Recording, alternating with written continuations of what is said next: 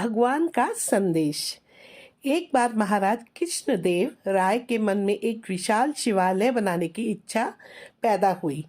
इसके लिए नगर के समीपवर्ती जंगल के एक भूखंड को चुना गया। तुरंत ही उस स्थान की सफाई का कार्य आरंभ हो गया। जब उस स्थान की सफाई की जाने लगी तो वहां से भगवान शंकर की सोने की एक आदमकद प्रतिमा मिली। सोने की ठोस मूर्ति को देखकर मंत्री के मन में लालच आ गया और उसने उसे उठवाकर चुपचाप अपने घर में पहुंचवा दिया। उसका विचार था कि महाराज को यहाँ की बात कौन बताएगा।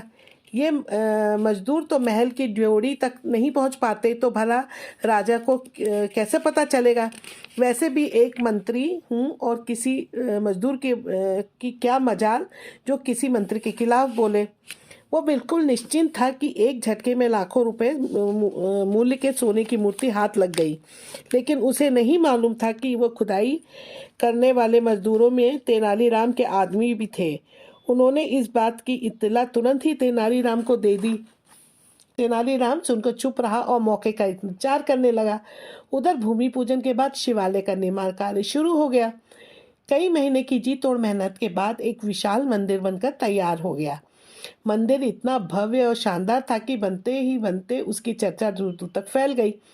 एक दिन दरबार लगा हुआ था। तभी महाराज ने एक एक दरबारियों से पूछा कि भगवान की मूर्ति कैसी बनाई जाए। दरबारी अपने अपने राय देने लगे। महाराज कुछ तय नहीं कर पाए और बात दूसरे दिन के लिए टल गई।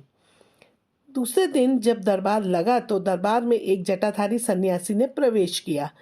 महाराज ने सिंहासन से उठकर उनका स्वागत कर सम्मान सहित आसन दिया। राजन, सिंहासन पर न बैठकर सन्यासी बोले, मैं आपकी चिंता का निवारण करने भगवान शिव के आदेश पर यहाँ उपस्थित हुआ हूँ और आपके लिए उनका संदेश लाया हूँ। भगवान शिव का संदेश? महाराज रोमांचित से हो उठे। यथाशीघ्र बताइए ऋषिवर, क्या संदेश भेजा है भगवान शिव ने? राजन, मंदिर के लिए भगवान शंकर ने स्वयं अपनी स्वर्ण निर्मित आदमकद प्रतिमा भेज दी है और इस समय वह मंत्री जी के घर पर रखी है। उसे वहां से उठवाकर मंदिर में प्रतिष्ठित कर दो। बम बम भोले कहकर साधु जी चले गए। महाराज ने मंत्री की ओर देखा। मंत्री तो पहले ही हक्का बक्का सा था कि उस साधु को प्रतिमा की बात कैसे पता चली, मगर चूंकि अब पोल खुल चुकी थी अतः उसने स्वीकार किया कि प्रतिमा खुदाई में प्राप्त हुई थी।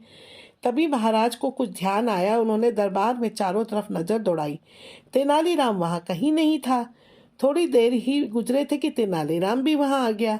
उसे देखकर सभी हंस पड़े। एक सभा सदस्य बोले, महाराज शायद साधु बाबा कपड़े और जटा तो उतार आए मगर कंठी माला उतारनी भूल गए।